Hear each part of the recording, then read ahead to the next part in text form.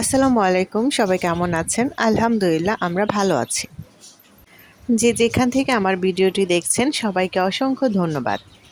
আজকে আপনাদের জন্য আরেকটি নতুন ভিডিও নিয়ে আমি হাজির হয়েছি। যেই ফুলটি দেখতে পাচ্ছেন সেই ফুলটি চিনে না এমন কেউ নেই। তো এই গাছ নিয়েই কিছু কথা আজকে ভিডিওতে থাকবে। আশা করছি আপনাদের ভালো লাগবে এবং আমার সাথেই থাকবে। নয়নতারা এটি আমাদের খুবই পরিচিত একটি গাছ। এটার বৈজ্ঞানিক নাম হলো ক্যাথেরানথাস রোসিয়াস।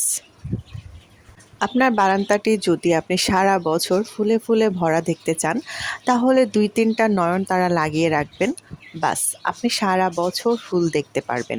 গরমকালের তুলনায় শীতকালে এর ফুল তুলনামূলক কম হয়, কিন্তু একদম যে হয় না তা না। আমার বারান্দার সামনে একটা টিনের চালে দেখেন একটা গাছ হয়ে আছে এবং ওই পাশে আরও কতগুলো গাছ হয়ে আছে। এগুলো দেখেছেন কত অল্প যত্নে কত সুন্দর হয়ে থাকে। আর এই কালারটা আমার বারান্দায় নেই, কিন্তু ওইখানে খুব অযত্নে সুন্দর করে হয়ে আছে। এখন একটু বলবো এদের যত্ন নিয়ে। প্রথমেই তো দেখিয়ে দিলাম ওরা কতটা অযত্নে কত সুন্দর করে হয়ে থাকে। আর আপনি যদি আপনার বারান্দা বাগানে একটু অল্প যত্ন করেন তাহলে কিন্তু ওরা আপনাকে অনেকটা বেশি খুশি করতে পারবে। আপনি যদি কখনো একটা নয়নতারা গাছ লাগান, এর বীজ থেকে আপনি অনেক অনেক নয়নতারা পাবেন। তো আমার এখানে আছে ৩টা নয়নতারা গাছ, ৩ কালারের নয়নতারা গাছ। এখন যে গাছটা দেখতে পাচ্ছেন এটাই হলো আমার সর্বপ্রথম এবং সব থেকে বেশি বয়সের নয়নতারা গাছ। এরপর আমি কিনেছিলাম এই গাছটা। আমার প্রথম ভিডিওগুলো যারা দেখেছেন তারা দেখবেন একটা নয়নতারা গাছ একদম একটা লাঠি, ওই গাছ থেকে এই গাছটা আলহামদুলিল্লাহ এতটা সুন্দর হয়েছে। আর এটার শেপটা আসলে আমি দিতে চাচ্ছি একটু বড়, নিচের দিকে একটু ফাঁপা থাকবে কিন্তু উপরে একটু ছড়ানো বড় থাকবে।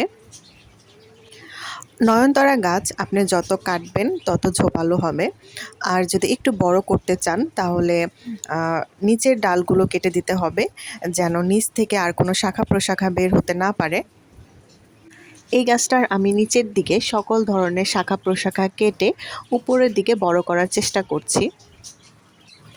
আর এই গাছটা আমি নিচ থেকে আর কি ঝোপালো করার চেষ্টা করছি, নিচেও একটু ঝোপালো থাকবে এবং যতটা বড় হবে আমি এটা এত বেশি বড়ও করব না, মাঝারি সাইজের রাখবো, কিন্তু খুব যেন ঝোপালো হয় সেজন্য আমি এটার কিছুদিন পর পর এটার আগাটা কেটে দিই।